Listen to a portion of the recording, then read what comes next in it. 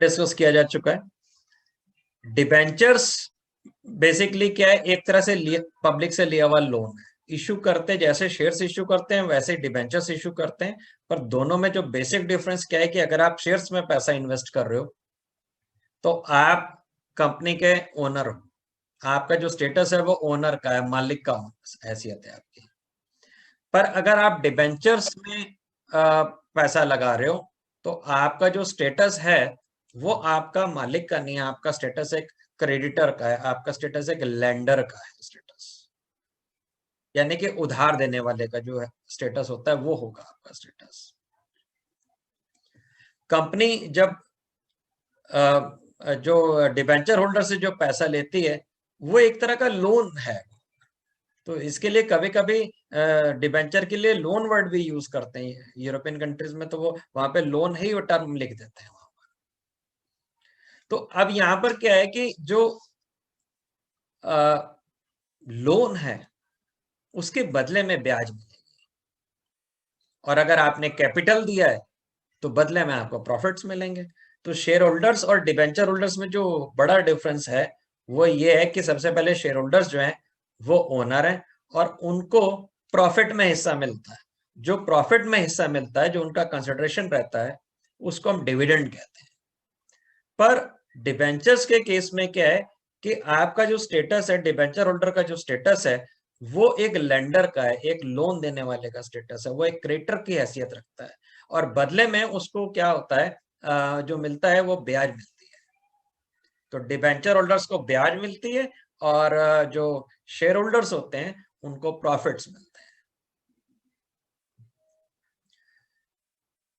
अब डिबेंचर के लिए माइंड में आपको ये बात याद रखनी है कि वह एक तरह का लोन है, बेसिकली कंपनी की तरफ से वो एक्नॉलेजमेंट ऑफ डेट है, डेट की स्वीकृति है। तो डिबेंचर्स के जो नाम होते हैं वो डिबेंचर्स के नाम भी इसी तरीके से होते हैं, 8% डिबेंचर्स, 9% डिबेंचर्स, जितना परसेंट उसके साथ में जुड़ा हुआ है इसका मतलब है कि उसके ऊपर उतने परसेंट की ब्याज मिलेगी। अगर 7% डिबेंचर है तो उसका मतलब 7% की ब्याज मिलेगी, 10% डिबेंचर है तो उसका मतलब उसके ऊपर 10% की ब्याज मिलेगी। तो जितने दिन तक कंपनी आपका पैसा यूज करती रहती है तब तक आपको ब्याज देती है, और एक समय के बाद आपके पैसे को वो वापस कर देते हैं, क्योंकि लोन है, लोन को कभी ना कभी अदा करना है, लोन को कभी ना कभी वापस करना है। तो वापस करते समय क्या करती है कंपनी कि अपने डिबेंचर आपसे वापस ले लेगी और आपका पैसा आपको लौटा देगी। तो ये जो डिबेंचर वापस लेना और आपका पैसा आपको वापस लौटाने के प्रोसेस को हम रिडम्पशन कहते हैं। तो दो चैप्टर हुआ करते थे हमारे, एक इश्यू ऑफ डिबेंचर और एक रिडम्पशन ऑफ डिबेंचर, जिसमें से रिडम्पशन ऑफ डिबेंचर जो है वो सीबीएसई स्टूडेंट्स के सिलेबस से हट गया है, बट रिडम्पशन की थोड़ी थोड़ी रूट्स का इन्वॉल्वमेंट जो है वो यहाँ पर रहेगा। कुछ पार्ट हमें रिडम्पशन का डिस्कस करना पड़ेगा।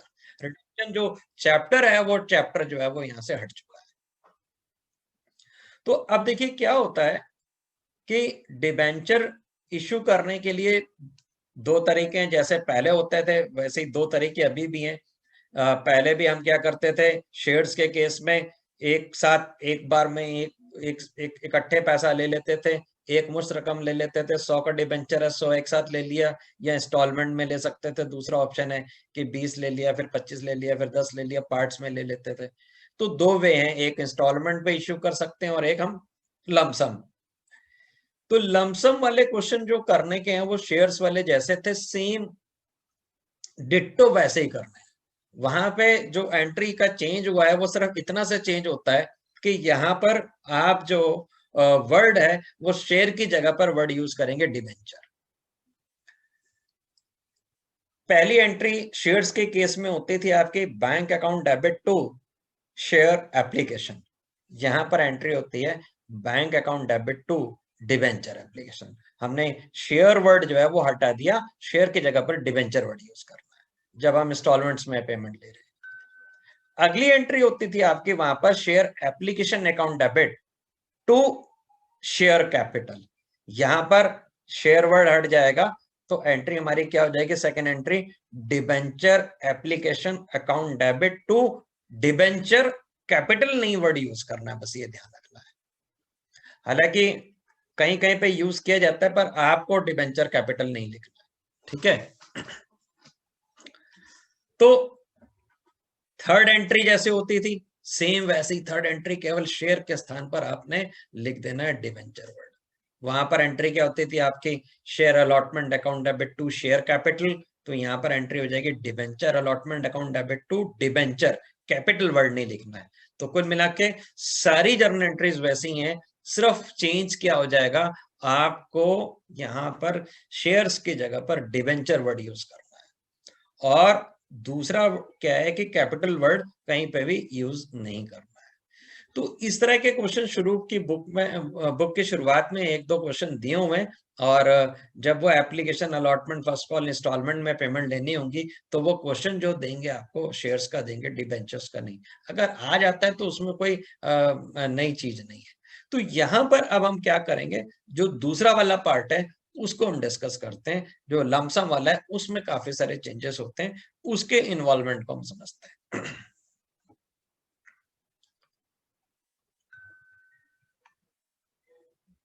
मैं आपके साथ शेयर कर रहा हूं स्क्रीन।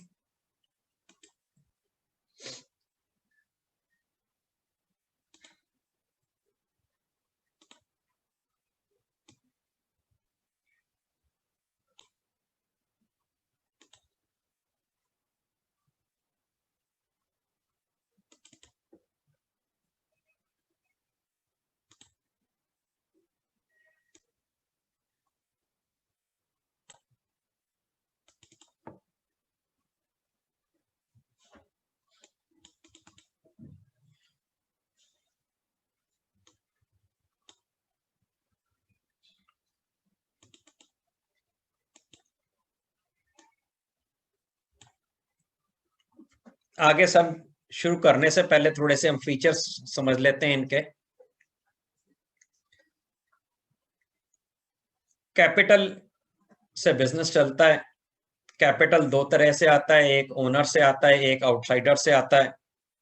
ओनर से जो कैपिटल आता है उसको सही मायने में कैपिटल कहा जाता है, और जो आउटसाइडर से बाहर से जो पैसा लिया जाता है उसको हम लोन कहते हैं। तो चूंकि वो बिजनेस चलाने के लिए यूज किया जा रहा होता है, इसलिए इसके लिए हम टर्म लोन कैपिटल भी वर्ड यूज कर देते हैं कि कैपिटल जो लोन के फॉर्म में लिया हुआ है। तो डिबेंचर्स का मतलब बेसिकली लोन से है, और जब कंपनी डिबेंचर इश्यू करती है तो एक्नॉलेजमेंट ऑफ डेट देती है, यानी कि एक सर्टिफिकेट देती है जिसके अंदर ये स्वीकृति होती है, एक्सेप्टेंस होती है कि हमने आपसे इतने पैसे उधार में लिए हुए हैं। अब कोई एक्सेप्टेंस दे रहा है तो उसको नीचे साइन भी करने होते हैं। अब कंपनी कोई नेचुरल पर्सन तो है नहीं जो साइन कर देगी, तो कंपनी की क्या होता है, एक सील रहती है, एक कॉमन सील, एक स्टैंप होती है, उस स्टैंप को मार्क किया जाता है। वो स्टैंप जो है उसके एक तरह से साइन का काम करती है। तो जिसके अंदर वो इश्यू करते हैं, जो सर्टिफिकेट इश्यू किए जाते हैं, वो कैसे मार्क्ड होते हैं, कंपनी की एक मोहर होती है, उस मोहर को लगाया जाता है, और वो उसके अंदर ऊपर लिखा रहता है कि हमने इतने पैसे आपसे लोन लिया है, इसके ऊपर हम इतने % की ब्याज देंगे और आपके पैसे को इतने समय के बाद वापस करेंगे। तो ये जो सर्टिफिकेट रहता है, इसमें साइन करने के लिए कोई आदमी तो बैठा नहीं हो सकता है, कंपनी तो आर्टिफिशियल पर्सन है, इसलिए वहां पर क्या होता है, कंपनी की एक मोहर बनाई जाती है और वो उसको कॉमन सील कहा जाता है और कॉमन सील लगाई जाती है। फिर यहाँ पर लिखा हुआ है कि contractual agreement, a debenture is contractual certificate that mentions the period of time after which the amount borrowed will be repaid by the company together with interest at a specified rate। ये मैंने ऊपर ही आपको बता दिया कि यहाँ पर हम एग्रीमेंट देते हैं, कंपनी की तरफ से एक्नॉलेजमेंट होता है, जिसमें उस सर्टिफिकेट में कंपनी ये मेंशन करती है कि हम आपका पैसा आपसे बोरो कर रहे हैं, आपसे इतना लोन ले रहे हैं, आपको हम इतने दिनों के बाद पैसा देंगे और इस बीच में आपको इस % से हम ब्याज देते रहेंगे। A debenture holder receives interest on his debentures at a fixed rate। मैंने पहले भी बताया, जिस तरह से लोगों के नाम के आगे श्री या श्रीमान या श्रीमती लिखा जाता है, वैसे डिबेंचर्स के नाम के आगे एक ब्याज का दर मेंशन किया जाता है, interest rate, 8% debenture, 9% debenture, 10% debenture, यानी कि वो उतने रुपए की इंटरेस्ट उसको मिलेगी। यहाँ पे वो क्या कहते हैं कि debenture holder receives interest on his debentures at a fix rate. क्या रेट फिक्स है वो स्टार्टिंग में मेंशन हो जाता है डिबेंचर के नाम के साथ में। This fix rate of interest is called coupon rate. और ब्याज का रेट को हम टेक्निकल टर्म में कहते हैं कूपन रेट। चाहे तो हम इंटरेस्ट रेट कहें चाहे हम कूपन रेट कहें। कूपन रेट का मतलब ब्याज दर, इनकम का, इंटरेस्ट का rate. Payment of interest is made generally after 6 months, whether the company makes a profit or not. ऐसा जरूरी नहीं है कि 6 महीने के बाद, कुछ कंपनियां 3 महीने के बाद, कुछ कंपनियां 6 महीने के बाद, कुछ कंपनी साल के अंत में पेमेंट करती है। ये ब्याज हमें देनी होती है, चाहे हमारे पास प्रॉफिट हो या ना हो, ब्याज उतनी फिक्स रेट की देनी होती है। पर शेयर होल्डर्स के साथ में ऐसा नहीं है। शेयर होल्डर्स के साथ में क्या है कि अगर प्रॉफिट्स होंगे तो प्रॉफिट मिलेंगे, नहीं प्रॉफिट होंगे तो नहीं मिलेंगे, कम होंगे तो कम मिलेंगे, ज्यादा होंगे तो ज्यादा मिलेंगे। इसलिए क्यों? क्योंकि वो ओनर है। और इनको क्यों ब्याज मिलेगी? क्योंकि ये लैंडर्स हैं, इनसे हमने बोरो किया है, इनसे हमने लोन लिया है, तो लोन की तो ब्याज देनी पड़ेगी। फिर ये कहते हैं जी सिक्योर्ड इंस्ट्रूमेंट्स। अमूमन जब भी कंपनी डिबेंचर इश्यू करती है तो डिबेंचर्स के साथ में क्या होता है, कुछ ना कुछ सिक्योरिटी पड़ी रहती है, कुछ ना कुछ चीजें गिरवी रहती है। इसके लिए जो सही टर्म यूज किया जाता है उसको कहते हैं चार्ज, CHARGE। चार्ज का मतलब यहाँ पर होता है बंधक से, यानी कि गिरवी होने से। तो हम यहाँ पर अपने कॉमर्स की लैंग्वेज में कहेंगे कि इस तरह से हम बात करते हैं जैसे कि डिबेंचर होल्डर्स के पास बिल्डिंग चार्ज में है या लैंड चार्ज में है। चार्ज का मतलब गिरवी है, बंधक होने से, वो मॉर्गेज में पड़ी हुई है। तो चार्ज में इनके पास कुछ ना कुछ सिक्योरिटी हमेशा रहती है। और जो चार्ज में जब सिक्योरिटी रहती है तो उसको हम सिक्योर्ड डिबेंचर्स कहते हैं। कभी कभी ऐसा भी हो सकता है कि कुछ सिक्योरिटी ना रहे तो वो अनसिक्योर्ड डिबेंचर्स होंगे। एक्सटर्नल इक्विटी, इक्विटी का मतलब मालिकान से होता है, यानी कि कैपिटल के लिए, जो भी कैपिटल के लिए इन्वेस्टमेंट किया जा रहा है। यहाँ पर क्या एक तरह से ये कैपिटल के लिए, बिजनेस चलाने के लिए पैसा लिया जा रहा है। बस फर्क क्या हो गया कि मालिकों ने नहीं दिया, इसको बाहर के लोगों ने दिया है। इसको हम इसलिए एक्सटर्नल इक्विटी भी कहते हैं क्योंकि ये बोरोड है। बोनाफाइड का मतलब जेन्युइन, सही मायने में बिल्कुल जेन्युइन क्रेडिटर्स के इनकी हैसियत होती है। और जब भी कंपनी को वाइंड अप करते हैं, अगर वाइंड अप करते हैं तो इनके पास प्रायोरिटी रहती है, सबसे पहले इनको पेमेंट होती है और बाकियों को बाद में पेमेंट होगी। रीजन क्या है कि ये बोनाफाइड क्रेडिटर्स का स्टेटस रखते हैं और इनके पास साथ के साथ कुछ ना कुछ गिरवी भी पड़ा रहता है। देखिए रिडीमेबल का मतलब मैंने पहले बताया कि रिडीमेबल का मतलब क्या है, अपने डिबेंचर्स को वापस ले लेना और आपके पैसे को लौटा देना। पब्लिक को हमने जब डिबेंचर बेच रहे होते हैं तो उनको हम सर्टिफिकेट्स देते हैं, उनसे हम पैसा लेते हैं। तो इस प्रोसेस को कहते हैं कि हम डिबेंचर इश्यू कर रहे हैं। रिडम्पशन में क्या होता है, हम अपने डिबेंचर सर्टिफिकेट वापस ले लेते हैं और आपका पैसा लौटा देते हैं। तो ये इन्होंने बताया कि ये क्या है, रिडीमेबल इंस्ट्रूमेंट है। इंस्ट्रूमेंट का मतलब एक कोई लीगल इंपॉर्टेंस रखने वाला पेपर यहाँ पर जो है, ठीक है, जिसकी कोई लीगल वैल्यू है, जिसकी कोई अमाउंट के संदर्भ में कोई वैल्यू है, तो वो अमाउंट जो है हमें देना है, यहाँ पे ये लिखा हुआ है।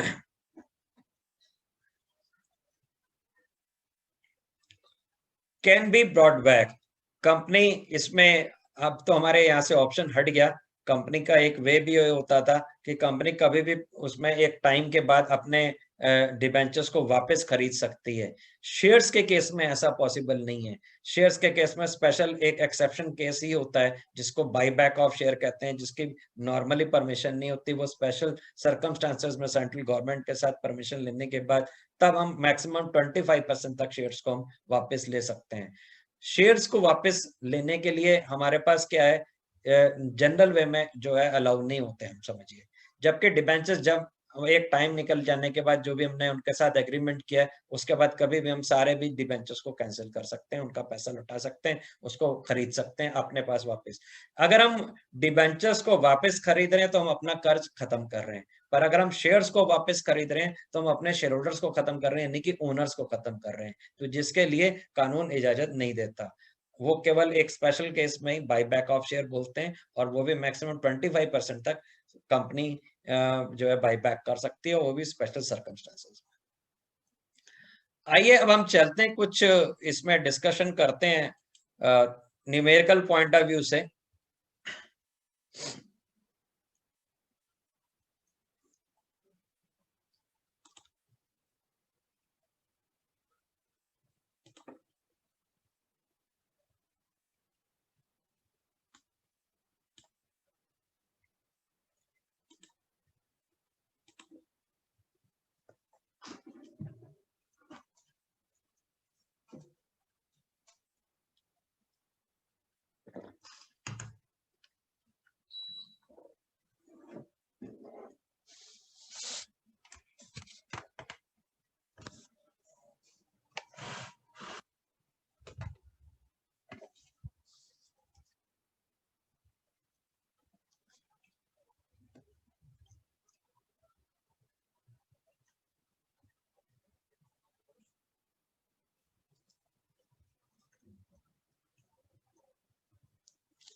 आज हम बात करेंगे अभी पहले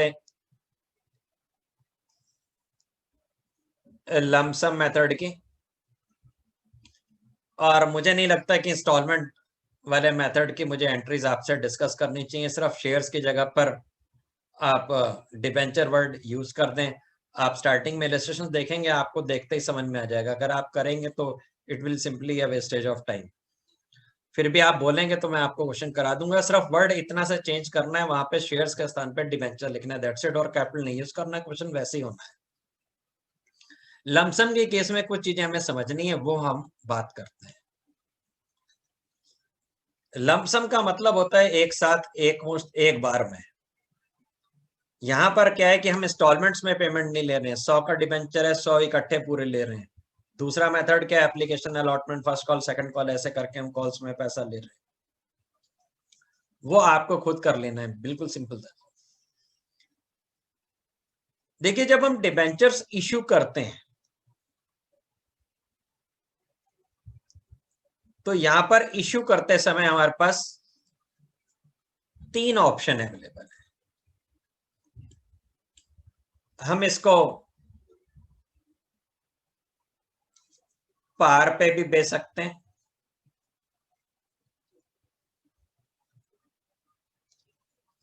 हम इसको प्रीमियम पे भी बेच सकते हैं।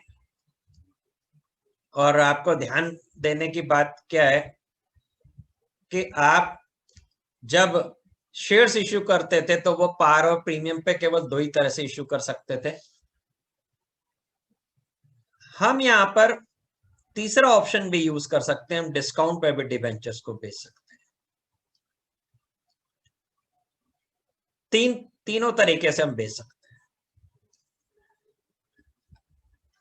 देखिए, जब हम पार पे बेच रहे हैं, प्रीमियम पे बेच रहे हैं, डिस्काउंट पे बेच रहे हैं, इन सब के लिए आपको जो है 2 बेस एंट्रीज ध्यान रखनी है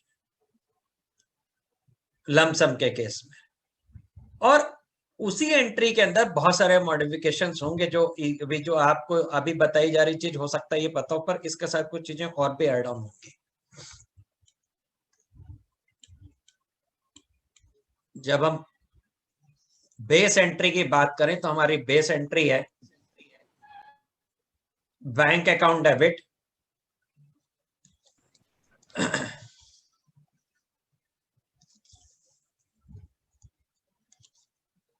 टू -%, 8%, 9%, 10%, जो भी परसेंटेज है वो आपका साथ में यहाँ पे नाम के साथ लिखना है। Bank account debit to -%, debenture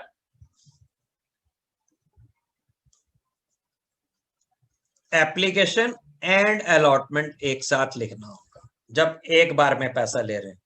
और यही काम हम वहां पर भी करते थे जब शेयर्स में एक बार में पैसा लिखते थे, तो एप्लीकेशन केवल वर्ड नहीं लिखते हैं, उसके साथ एंड अलॉटमेंट भी लिखते हैं। एक बार में जब पैसा लिया जा रहा एक साथ एक बार में, तो पहली एंट्री होती है bank account debit to -% debenture application and allotment. ध्यान रहे मैं इंस्टॉलमेंट वाली एंट्रीज नहीं पढ़ा रहा हूं आपको, एक बार में इकट्ठे जब पैसा लेते हैं।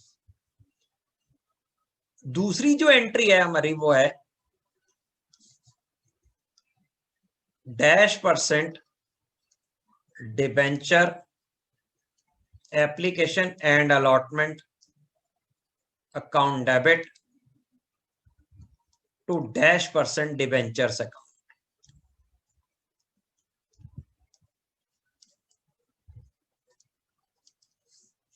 अब अगर 8% है तो 8% लिख दीजिए, 9% है तो 9%, जो उसके साथ परसेंटेज साथ के साथ जोड़ देना। ये हमारी बेस एंट्री है। हर कैसा भी क्वेश्चन होगा ये तो पार्ट उसमें लिखना ही लिखना है। इश्यू का क्वेश्चन है तो ये पार्ट आएगा ही आएगा लमसम वाले क्वेश्चंस में। अब देखिए अगर हम बात ध्यान से समझें तो यहाँ पे debenture application and allotment account credit है और अगली एंट्री में debenture application and allotment account debit है। ये क्रेडिट हुआ, डेबिट हुआ और कैंसिल हो गया। हमारी एंट्री जो बनती है वो बचती है bank account debit to -% debenture. देखिए इनफैक्ट में कहीं कहीं पर अगर आप देखेंगे बीकॉम के बुक्स में देखेंगे या कहीं और के बुक्स देखेंगे तो वहां पे ये डायरेक्ट एंट्री पास करी हुई मिलेगी। जब भी हम डिबेंचर्स बेच रहे होंगे तो सीधा एंट्री लिखी होगी bank account debit to -% debentures. हमको यहाँ पर जो बोर्ड है वो ये बोलता है कि आप एक बार में डायरेक्ट एंट्री पास नहीं करेंगे, आपको 2 एंट्रीज के थ्रू ही इसको डील करना है, आप डायरेक्ट नहीं करोगे। तो आपको क्या करना है, 2 एंट्रियां पास करनी ही करनी है। पहले आपने एप्लीकेशन लेनी है और फिर उस एप्लीकेशन से डिबेंचर्स का अलॉटमेंट करना है। तो डायरेक्ट ये नहीं करनी है आपने, एक एंट्री के थ्रू नहीं करना है, 2 एंट्रीज के थ्रू करना है। अगर आप डायरेक्ट कर देते हो तो वैसे तो एंट्री सही हो सकती है पर चूंकि आपका बोर्ड रेस्ट्रिक्ट करता है तो इसलिए आपके नंबर आधे हो जाएंगे क्योंकि आपने 2 की जगह पर एक ही एंट्री पास करी। हायर क्लासेस में आप डायरेक्ट पास कर सकते हैं, वहां पे अलाउड होता है। अब थोड़ी देर के लिए मान लेते हैं कि हमारा 1000 रुपए का डिबेंचर है और हमने 1000 रुपए में बेच दिया। तो यहाँ पे बैंक अकाउंट 1000 रुपीज, ये 1000 ये पार में बेच दिया है, पार की एंट्री ये हो जाएगी। एंट्रियां हमेशा 2 ही पास करनी है। पहला केस है डिबेंचर इश्यू करें आपने, पार पे इश्यू करें, ये पार पे इश्यू करने की एंट्री है। दूसरा तरीका क्या हो सकता है कि इन डिबेंचर्स को आप जो है प्रीमियम पे बेच दें। अब प्रीमियम पे बेचने का मतलब क्या है, जितने के डिबेंचर है उससे आपको ज्यादा पैसे मिल रहे हैं। सपोज कर लेते हैं आप 1000 रुपए का डिबेंचर है 1100 रुपए में बेच रहे हैं। तो जब आप 1100 रुपए में बेच रहे हैं तो आप 100 रुपए एक्स्ट्रा किस लिए ले रहे हैं, आप 100 रुपए एक्स्ट्रा ले रहे हैं प्रीमियम के लिए। देखिए पहले क्या होता था कि डिबेंचर्स का प्रीमियम अलग लिखा जाता था, शेयर्स का प्रीमियम अलग लिखा जाता था। अब सारे प्रीमियम चाहे कोई भी हो, चाहे वो शेयर्स के हो चाहे वो डिबेंचर्स के हो, उनको हम दोनों को ही, चाहे शेयर्स और डिबेंचर्स है, दोनों को प्रीमियम को नाम देते हैं सिक्योरिटीज प्रीमियम रिजर्व। तो हमने यहाँ पे जब प्रीमियम लिखना है तो जो शेयर्स के समय में वर्ड यूज करते थे वही वर्ड यहाँ भी यूज होगा, सिक्योरिटीज प्रीमियम रिजर्व। अब सवाल ये उठता है इसको क्रेडिट क्यों करा जाएगा। क्रेडिट हम पहले भी करते थे, क्रेडिट इसलिए कर रहे हैं क्योंकि भाई ये इनकम है, ज्यादा पैसे ले रहे हैं आप, ज्यादा पैसे ले रहे हैं, 1000 की जगह 1100 रुपए ले रहे हो आप, 100 रुपए ज्यादा ले रहे हो, ये आपकी इनकम है। Debit all losses, credit all incomes. क्योंकि इनकम है इसलिए क्रेडिट किया।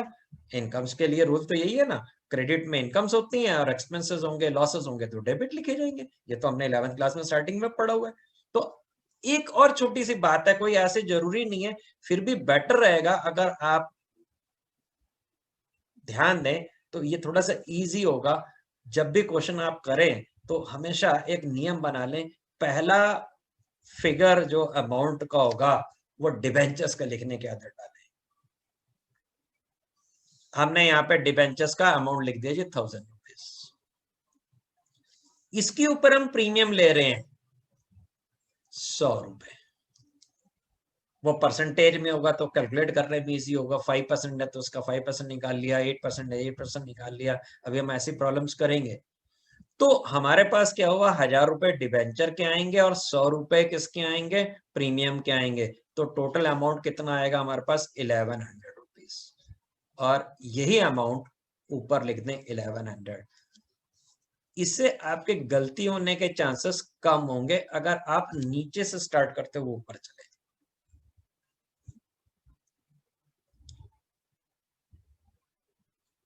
तो भाई बेस एंट्री देखिए जो थी मैंने वो वैसी की वैसी लिखी हुई है। इसके अंदर क्या और जोड़ दिया मैंने, इसके अंदर मैंने नीचे सिक्योरिटीज प्रीमियम रिजर्व और जोड़ दिया अगर प्रीमियम है। अगर प्रीमियम नहीं होता तो हमारी उतनी की उतनी एंट्री बनी रहती।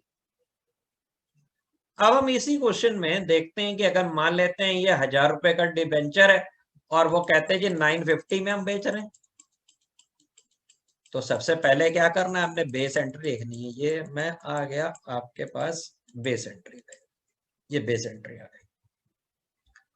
आप क्या कह रहे हैं जी, 1000 का डिबेंचर है, 950 में बेच रहे हैं, यानी कि डिस्काउंट पे दे रहे हैं। डिस्काउंट पे देने का मतलब क्या हुआ, घाटा हो रहा है आपका। और घाटे के लिए क्या रूल लगेगा, debit all losses and expenses. कितना घाटा हो रहा है, 1000 के डिबेंचर को 950 में बेच रहे हो आप, 50 रुपीज का लॉस है आपका। तो आपने क्या करना है, डिस्काउंट को डेबिट करना है, डेबिट ऑल लॉसेस का रूल यूज करते हुए। तो ये जो बेस एंट्री है पहले लिख ली, अगर प्रीमियम है तो क्रेडिट कर दो, डिस्काउंट है तो डेबिट कर दो। डेबिट क्यों करना है, क्योंकि भाई वो घाटा है, और इसको क्रेडिट क्यों करना है प्रीमियम, क्योंकि फायदा है। तो इसी एंट्री में हमने ऊपर लिख देना है यहां पर discount on issue of debenture account debit. देखिए बेस एंट्री वही थी, उसी के अंदर ही मैं प्लस माइनस कर रहा हूं। तो जब भी इश्यू का क्वेश्चन आ रहा है, ये चार दो वर्ड दो लाइनें ऊपर दो लाइनें नीचे लिख के ये तो लिख दिया, फिर उसके बाद इसमें चेंज कर दिया। पहला अमाउंट जो लिखे वो बेटर रहेगा, हमेशा डिबेंचर्स का लिखें। हमने डिबेंचर का अमाउंट लिख दिया। डिस्काउंट कितनी है, 50 रुपीज, डिस्काउंट का अमाउंट लिख दिया। 1000 में से 50 चला गया, 950। एप्लीकेशन एंड अलॉटमेंट में 950 है, यही वाला एप्लीकेशन एंड अलॉटमेंट का अमाउंट ऊपर लिख दीजिए 950।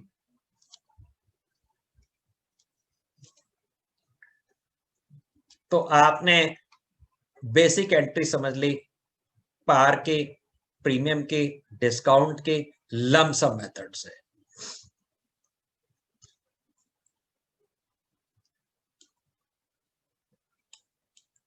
अब हम आगे चलते हैं।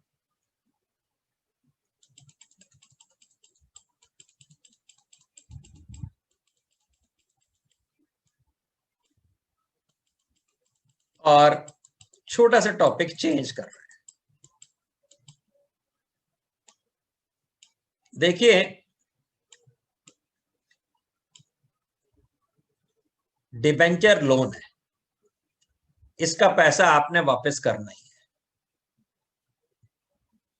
आपने पैसा जो वापस करना है, उसको वापस करने के प्रोसेस को हम रिडम्पशन कहते हैं। रिडम्पशन का मतलब क्या है, डिबेंचर वापस लिए, पैसा लौटा दिया। इश्यू के जस्ट अपोजिट, रिडम्पशन हमारे सिलेबस में नहीं है, हम रिडम्पशन की बात नहीं कर रहे हैं, हम चैप्टर इश्यू ही पढ़ रहे हैं। पर हमारे को क्या होगा कि इश्यू करते समय हम कभी कभी क्या करेंगे, इश्यू करते समय रिडम्पशन की कंडीशंस बताते हैं।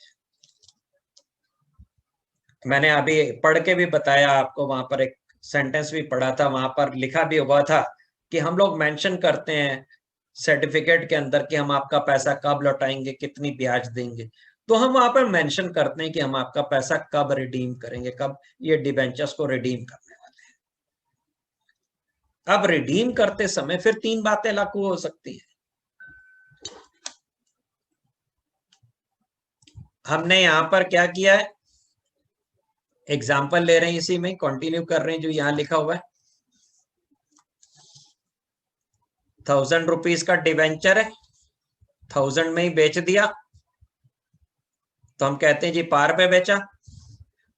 1000 के डिवेंचर को 1100 में बेचा, तो कहते हैं जी हमने प्रीमियम पे बेचा।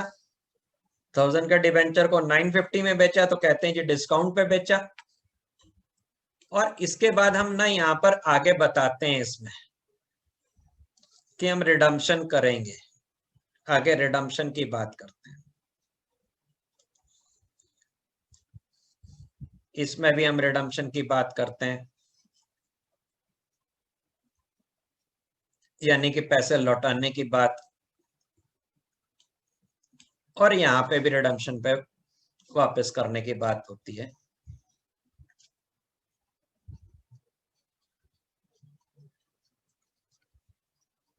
तो जब हम रिडम्पशन की बात करते हैं तो फिर यहां पर रिडम्पशन भी तीन तरीके से हो सकता है। हमने रिडम्पशन पार पे करना हो सकता है, हमने रिडम्पशन प्रीमियम पे करना हो सकता है, हमने रिडम्पशन डिस्काउंट पे करना हो सकता है। रिडम्पशन पार पे हो सकता है, रिडम्पशन प्रीमियम पे हो सकता है, और रिडम्पशन डिस्काउंट पे हो सकता है।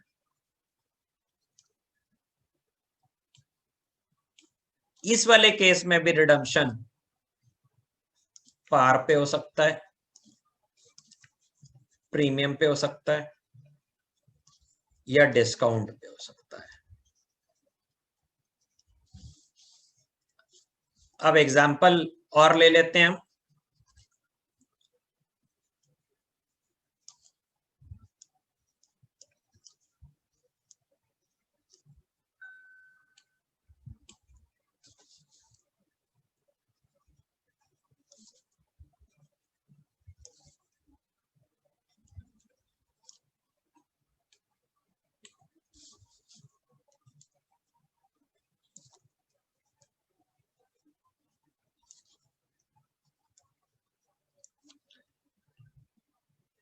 देखिए टोटल 9 पॉसिबिलिटीज है।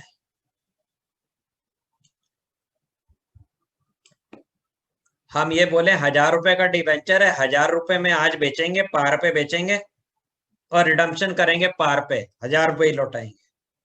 दूसरी पॉसिबिलिटी की कि 1000 का डिवेंचर इश्यू करेंगे 1000 रुपए में, 1000 में वापसी करेंगे 1050, प्रीमियम पे रिडम्पशन करेंगे। तीसरी पॉसिबिलिटी क्या है, इश्यू करेंगे पार पे आज और रिडम्पशन करेंगे डिस्काउंट पे। चौथी पॉसिबिलिटी क्या है, इश्यू करेंगे आज प्रीमियम पे, वापस करेंगे डिस्काउंट पे, इश्यू करेंगे आज प्रीमियम पे, वापस करेंगे पार पे, इश्यू करेंगे आज प्रीमियम पे, वापस भी करेंगे प्रीमियम पे, इश्यू करेंगे डिस्काउंट पे, वापस करेंगे पार पे, इश्यू करेंगे डिस्काउंट पे, वापस करेंगे प्रीमियम पे, और इश्यू करेंगे डिस्काउंट पे और वापसी भी करेंगे डिस्काउंट पे। तो देखिए बुक्स में जो कंडीशंस बनती हैं, वो टोटल कंडीशंस जो बन के सामने आती हैं, वो 9 कंडीशंस आती हैं।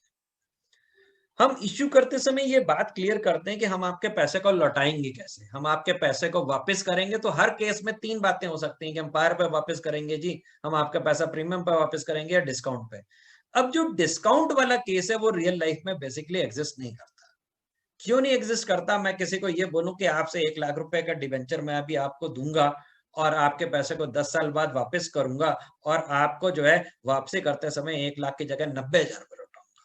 तो ये तो कोई बात समझ में नहीं आई कि एक तो साहब 10 साल के बाद पैसा दोगे और उसके बाद भी आप 90,000 रुपए दोगे, तो कौन देगा मुझे पैसा? तो रियल लाइफ में जो डिस्काउंट पे वापसी की बात होती है, वो केस एग्जिस्ट नहीं करता। तो ये केसेस इन्वॉल्व नहीं होते। पर आपसे ये पॉसिबिलिटी है, कुछ एक स्पेशल केसेस में ये केसेस डेवलप करे जा सकते हैं, ये बनाए जा सकते हैं। वो ऐसे कि कभी कभी क्या होता है कि कन्वर्शन करते समय वो कम पे करते हैं, बट अब उसमें काफी सारे रिस्ट्रिक्शंस की बात है, तो हम इसलिए इस केस को बात नहीं करेंगे। तो अब हमारे पास क्या केस रह जाते हैं कि शुरू में पार पे करेंगे, प्रीमियम पे करेंगे इश्यू, या डिस्काउंट पे करेंगे।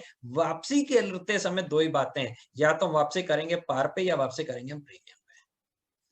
अगर हम वापसी पार पे करेंगे तो इसका मतलब है कि जितने का फेस वैल्यू डिबेंचर की है उतने रुपए ही लौटाएंगे। अगर हम बोलते हैं कि वापसी करेंगे हम प्रीमियम पर, तो यहां पर आपको ध्यान ये देना है कि अब वापसी हम कर रहे हैं, पैसे हम दे रहे हैं, हम प्रीमियम देंगे। हम अगर प्रीमियम देंगे तो वो हमारे लिए लॉस है, वो हमारे। तो देखिए हम बात कर रहे थे कि हम अगर ये कहते हैं कि हम रिडम्पशन करेंगे प्रीमियम पे, तो इसका कहीं से ये मतलब है कि जितने पैसे लिए थे उससे ज्यादा लौटाए जाएंगे। अगर मैं कहता हूं 1000 की जगह मैं आपको 1100 वापस करूंगा, तो मैं आपको वापसी करते समय 100 रुपए मैं बढ़ा के दे रहा हूं, अपने पास से दे रहा हूं। तो कंपनी जब प्रीमियम ऑन रिडम्पशन की बात करती है तो कंपनी का उसमें लॉस है। तो आपको सबसे पहले तो ये बात बिल्कुल अच्छे से समझ में आ जानी चाहिए कि इश्यू के समय में प्रीमियम हमें मिलता है, वो हमारे लिए इनकम होती है, वो हमारे लिए फायदा होता है। पर वापसी करते समय जब हम पैसा लौटा रहे होते हैं, अगर लौटाते समय हम प्रीमियम देंगे तो वो प्रीमियम हमारे लिए नुकसान है। तो जो वापसी करते समय जो प्रीमियम दिया जा रहा है, जो लौटाया जा रहा है पैसा, तब प्रीमियम जो दिया जा रहा है उसको कहते हैं प्रीमियम ऑन रिडम्पशन। तो premium on redemption is a loss, क्योंकि हमने पे करना है। अब मैं आपसे कहूं कि 1 लाख की जगह हम आपको वापस जब करेंगे 10 साल बाद तो 1.25 लाख रुपए देंगे, तो भाई 1 लाख की जगह पर 1,25,000 रुपए हम वापस कर रहे हैं। तो ये जो 25,000 रुपए हम एक्स्ट्रा दे रहे हैं, ये किस लिए दे रहे हैं? हमने बोला है कि हम देंगे प्रीमियम, तो हम जब प्रीमियम देंगे तो नुकसान है। आपको समझ में आ गई होगी बात। और जब हमें प्रीमियम मिलेगा तो वो हमारे लिए इनकम है। अब देखिए, एक रूल है, एक प्रिंसिपल है हमारा, उस प्रिंसिपल को मैं रिकॉल करवाता हूँ। 11th क्लास में हमने पढ़ा था। इस प्रिंसिपल को कहते हैं प्रिंसिपल ऑफ प्रूडेंस, और इसी प्रिंसिपल का दूसरा नाम है principle of conservatism. Conservative word से बना है। प्रूडेंस का मतलब समझदारी से, और कंजर्वेटिव का मतलब वन साइडेड सोच, एक तरफा सोच, दकियानु सोच, बायस्ड वे में सोचना, उसको कंजर्वेटिज्म या कंजर्वेटिव अप्रोच कहते हैं। अब इसका नाम ये कैसे पड़े और इस प्रिंसिपल में क्या होता है, ये मैं आपको याद कराऊं। ये प्रिंसिपल ये कहता है कि भविष्य में अगर आपको आने वाले समय में कोई नुकसान नजर आता है, कोई एक्सपेक्टेड लॉसेस हैं, तो उस लॉस के लिए, उस नुकसान के लिए आप आज से ही तैयारी शुरू करिए। और इसी प्रिंसिपल की वजह से हम प्रोविजंस बनाते हैं, हम रिजर्व क्रिएट करते हैं। वो ये कहता है कि भविष्य में कोई नुकसान नजर आ रहा है तो भैया उसकी तैयारी करनी शुरू कर दो, उसके लिए रिजर्व बनाओ, उसके लिए प्रोविजंस क्रिएट करो। ये इसकी वजह से बनाए जाते हैं, इस प्रिंसिपल की वजह से। दूसरी तरफ वो कहते हैं कि अगर भविष्य में आपको पता है कि कोई प्रॉफिट होने वाला है, तो उस प्रॉफिट को भूल जाओ। जब तक वो प्रॉफिट आपके हाथ में नहीं आ जाता, जब तक वो प्रॉफिट आपको मिल नहीं जाता, तब तक उस प्रॉफिट को आपने यूज नहीं करना है, तब तक उसके बारे में सोचना नहीं है, तब तक उसकी कोई बात नहीं करनी है। तो आप, क्योंकि वन साइडेड अप्रोच हो गई, लॉसेस के लिए बोलता है, भविष्य के लॉसेस को देखो तो तुरंत तैयारी शुरू कर दो, भविष्य का प्रॉफिट को नजर आ रहा है तो उसको छोड़ दो, वो बोलता है। इसलिए इसको बोला गया कि कंजर्वेटिव अप्रोच, बायस्ड अप्रोच, इसलिए इसका नाम पड़ा प्रिंसिपल ऑफ कंजर्वेटिज्म। और ये समझदारी की बात है, समझदारी की बात है कि नुकसान है तो नुकसानों के लिए हमने तैयारी शुरू कर दी, और अगर फायदे हैं तो भाई जब फायदे हाथ में आएंगे तब उसको उड़ाया जाएगा, तब उससे एंजॉय किया जाएगा, तब उस पैसे को, तब उसका इस्तेमाल किया जाएगा। तो ये एक समझदारी की बात भी हुई, ये समझदारी की अप्रोच है, इसीलिए इस सिद्धांत का नाम पड़ा प्रिंसिपल ऑफ प्रूडेंस। तो principle of prudence and principle of conservatism is same. ये सिद्धांत को हमने यहां पर यूज करना है। देखिए, वापसी की बात क्वेश्चन के अंदर बताई होगी किसी क्वेश्चन में, और किसी क्वेश्चन में नहीं बताई गई होगी। जब भी किसी क्वेश्चन में आपको ये बताए कि रिडम्पशन करना है हमने पार पे, तो इसका मतलब भविष्य में कोई नुकसान नहीं है, जितने का डिबेंचर है उतने ही रुपए आपने लौटाने हैं। अगर कहीं पे ये बताता है, क्वेश्चन के अंदर पूरा क्वेश्चन पढ़ना है, और उसने रिडम्पशन के बारे में, रीपेमेंट के बारे में, रिपेबल करने के बारे में ये कह दिया कि रिपेबल एट प्रीमियम है या रिडम्पशन एट प्रीमियम है, तो आपको एक हिंट दे रहा है कि भविष्य में भैया ये नुकसान होगा, क्यों आपने आगे चल के प्रीमियम देना है। तो उस नुकसान को जैसे ही आप देखोगे तुरंत उसकी तैयारी शुरू करोगे। तो यानी कि अगर क्वेश्चन में कहीं पे रिपेबल एट प्रीमियम या रिडीमेबल एट प्रीमियम ये वर्ड कहीं पे नजर आ जाता है, तो आपको इश्यू वाले दिन से ही उसके लिए तैयारी शुरू करनी होगी, और उसके लिए आपको एक एंट्री पास करनी होगी। किस दिन? इश्यू के दिन। बात कहां सी है? रिडम्पशन की। तो मैंने इसलिए बताया कि रिडम्पशन इनफैक्ट में आपके सिलेबस में नहीं है, पर रिडम्पशन की रूट्स का इन्वॉल्वमेंट है। यहाँ पे रूट क्या है कि भविष्य की कोई बात कर रहा है तो उसके लिए तैयारी तो आपको अभी ऐसे ही करनी है। ये रिडम्पशन के चैप्टर की बात नहीं कर रहे हैं, रिडम्पशन चैप्टर नहीं पढ़ा रहा हूं मैं आपको, ये इश्यू चैप्टर में ही करना है। जिस दिन इश्यू कर रहे हैं उस दिन जैसे ही पता चला उसी दिन उसकी एंट्री भी पास करनी है कि भविष्य में इतना नुकसान है, उसके लिए इतने नुकसान की तैयारी करनी है, बीच में उसके लिए प्रोविजन बनाने और धीरे धीरे उसको राइट डाउन करना है। अब इसको भविष्य में होने वाले नुकसान को कैसे पता चलेगा? बस एक बात से पता चलेगा, लिखा होगा रिडम्पशन एट प्रीमियम या रिपेबल एट प्रीमियम।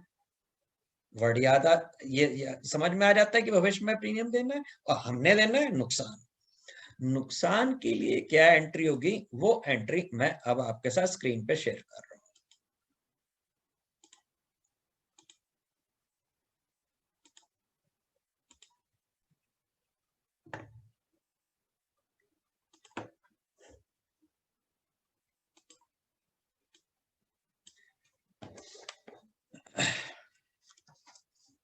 भविष्य में होने वाले लॉस के लिए जो एंट्री है,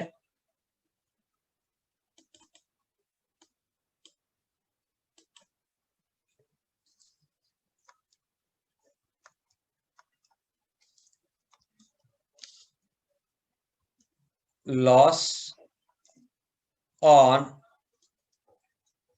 इश्यू ऑफ डिबेंचर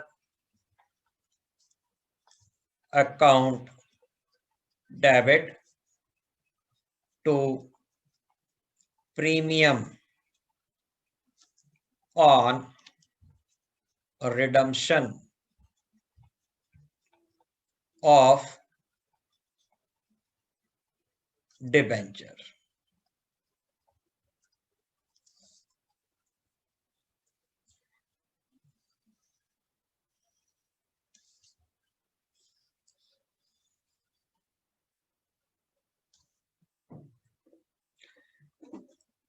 देखिए ये एंट्री आपको पास करनी पड़ेगी जब भी प्रीमियम और रिडम्पशन होगा, और ये एंट्री आपको इश्यू वाले दिन में ही पास करनी होगी। और तो और ये अलग भी नहीं एंट्री पास करनी, इस एंट्री को हमने इसी एंट्री के अंदर, बेस एंट्री के अंदर मर्ज करना है। पहले आपने पार पे इश्यू कर लेना है, अगर पार की एंट्री तो ये हो जाएगी, अगर प्रीमियम पे तो प्रीमियम की एंट्री हो जाएगी, डिस्काउंट पे तो डिस्काउंट की एंट्री हो जाएगी। एंट्री पास कर लेने के बाद जो जो ग्रीन से एंट्री लिखी थी इसको मैं ग्रीन एंट्री बोल दे रहा हूं। ये ग्रीन एंट्री लॉस की आपने डेबिट वाला पार्ट और क्रेडिट वाला पार्ट इसी में उसमें मर्ज करके लिखना है।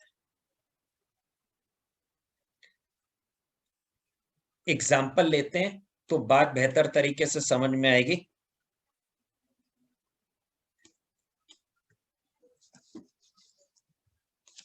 एक क्वेश्चन दे रहा हूं, company issued 1009% ₹100 debentures at par, redeemable at the end of 5th year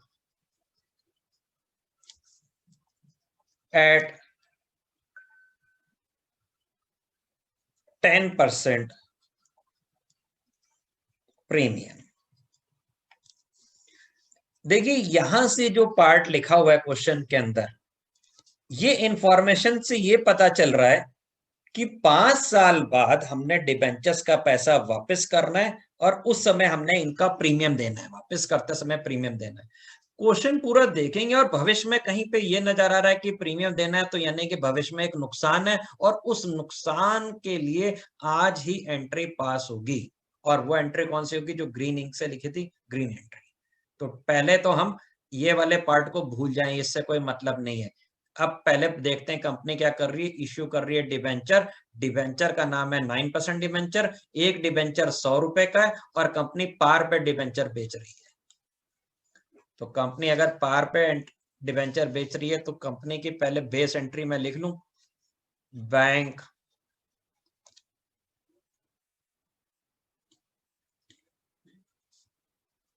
bank account debit to 9% debentures application and allotment.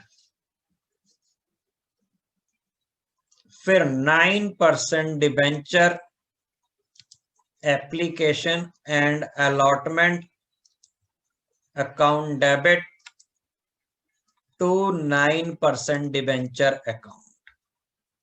मैंने पहले अपनी बेस एंट्री लिख ली। बेस एंट्री में यह ध्यान देना है कि मैं डिबेंचर इश्यू कैसे कर रहा हूं, मैं पार पे इश्यू कर रहा हूं कि प्रीमियम पे कि डिस्काउंट पे। तो क्वेश्चन में दिया हुआ है हम डिबेंचर को इश्यू कर रहे हैं जी पार पर। ये दिया क्वेश्चन में पार पे बेच रहे हैं।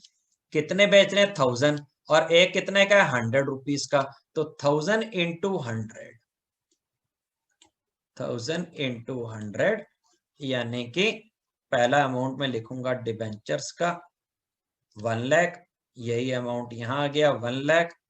1 लाख पहले मैं इश्यू की एंट्री पास कर लूंगा पूरी। ये 1 लाख हो गया, ये इश्यू की एंट्री पास हो गई। अगर वो प्रीमियम पे बोलता है तो मैं नीचे टू सिक्योरिटीज प्रीमियम लिख देता। अगर वो बोलता है जी हमने इसको डिस्काउंट पे बेचा तो मैं डिस्काउंट डेबिट कर देता। पहले अपनी एंट्री पास कर ली, पार, प्रीमियम, डिस्काउंट, जो भी केस है। फिर बाद में रिडम्पशन वाला सेंटेंस पढ़ के चेक करना है भविष्य में कोई नुकसान तो नहीं है। कह रहे हैं कि 10% प्रीमियम देना है भविष्य में आगे चल करके, नहीं कि आगे चल के हमारा नुकसान होने वाला है। नुकसान होने वाला है तो जो ये हमारी ग्रीन एंट्री थी उस एंट्री को हमने यहाँ पे इसके अंदर फिट करना है। ऊपर वाला पार्ट डेबिट वाला पार्ट ऊपर लिख देंगे और क्रेडिट वाला पार्ट नीचे लिख देंगे। और इसी एंट्री में हमने यहाँ पे लिखना है। क्या लिखना है? ये इश्यू की एंट्री हो गई और भविष्य की तैयारी के लिए एंट्री और इसमें मर्ज करेंगे। और वो क्या एंट्री थी? वही जो ग्रीन वाली थी, loss on issue of debenture account debit to premium on redemption. नीचे premium on redemption of debenture. कितना प्रीमियम देना है? 10%। किसके ऊपर कैलकुलेट करना है? हर कैलकुलेशन को जो है, पूरी कैलकुलेशन जो डिपेंड करती है, हर कैलकुलेशन डिपेंड होती है डिबेंचर के ऊपर। डिबेंचर के आगे जो अमाउंट लिखा है, इसलिए मैंने बोला है कि हमेशा आप उसका अमाउंट पहले लिखना है। अभी आपको आगे चल के और भी रीजन समझ में आएंगे। तो 1 लाख का 10% कितना हो गया जी? 10,000। 10,000 क्रेडिट कर दिया और ऊपर 10,000 डेबिट कर दिया। तो इससे ये इस तरीके से एंट्री फॉर्म हो गई। अब मान लेते हैं कि यहां पे ये क्वेश्चन ये होता कि, अब दूसरा क्वेश्चन ले रहा हूं, ये 2000 डिबेंचर बेच रहे हैं और पार की जगह पर वो प्रीमियम पे बेच रहे हैं और प्रीमियम का अमाउंट है जी 5%। ठीक, यही क्वेश्चन है। Company issued 2000 9% ₹100 debentures at 5% premium. और फिर आगे रिडम्पशन की बात उन्होंने कह दी। तो रिडम्पशन की बात पहले कोई मतलब नहीं रखती। आप देखो इश्यू कैसे कर रहे हो, आपकी बार इश्यू कैसे कर रहे हो आप? प्रीमियम पे। तो मैं पहले इश्यू की एंट्री लिख दूं। पहले तो मैं बेस एंट्री लिखूंगा, bank account debit to 9% debenture application and allotment account. ये पहली एंट्री। दूसरी एंट्री हो जाएगी 9% debenture application and allotment account to 9% debenture account. ये बेस एंट्री है। कैसे बेच रहे हैं? पार पे तो इतनी रहेगी, प्रीमियम पे बेच रहे हैं तो नीचे आ जाएगा टू सिक्योरिटीज प्रीमियम रिजर्व। पहले हमने इश्यू की एंट्री पास करनी है। सबसे पहला अमाउंट डिबेंचर्स का 2000 डिबेंचर है 100 रुपीज वाले, 2000 इंटू 100, 2000 इंटू 100, तो डिबेंचर्स का अमाउंट हो गया 2 लाख। 5% प्रीमियम पे बेच रहे थे, वहां पे लिखा है मैंने क्वेश्चन में 5% प्रीमियम, तो 2 लाख का 5% कितना हो गया जी 10,000। ये अमाउंट कितना हो गया 2,10,000। 2 लाख ये मिलेंगे, प्रीमियम का मिलेगा, टोटल बैंक में कितना पैसा आएगा 2,10,000। हमने अपनी इश्यू की एंट्री पास करनी है, वो पार की हो सकती है, वो प्रीमियम की हो सकती है, वो डिस्काउंट की हो सकती है, पहले एंट्री पास कर ली। जब एंट्री पार प्रीमियम डिस्काउंट में से जो भी केस किया वो पास कर चुके होंगे, फिर हम चेक करेंगे भविष्य में कोई नुकसान तो नहीं है लिखा है रिडीमेबल है 5%, 5 ईयर्स के बाद 10% प्रीमियम देना है, तो भैया रिडम्पशन के समय में कोई लॉस है तो लॉस की जो ग्रीन एंट्री है वो अलग से उसी एंट्री में मर्ज कर देनी है, तो अब उस एंट्री को हमने यहाँ पे मर्ज कर देना है। लॉस ऑन इश्यू, ये ग्रीन एंट्री में ऐसी में मर्ज कर रहा हूं, debenture, issue of debenture account debit, और नीचे लिखना है to premium on redemption of debenture. कितना प्रीमियम था 10%, किसके ऊपर कैलकुलेट करेंगे डिबेंचर की वैल्यू के ऊपर। डिबेंचर की वैल्यू कितनी है 2 लाख, 2 लाख का 10% कितना हुआ 20,000, ये 20,000 क्रेडिट और 20,000 डेबिट।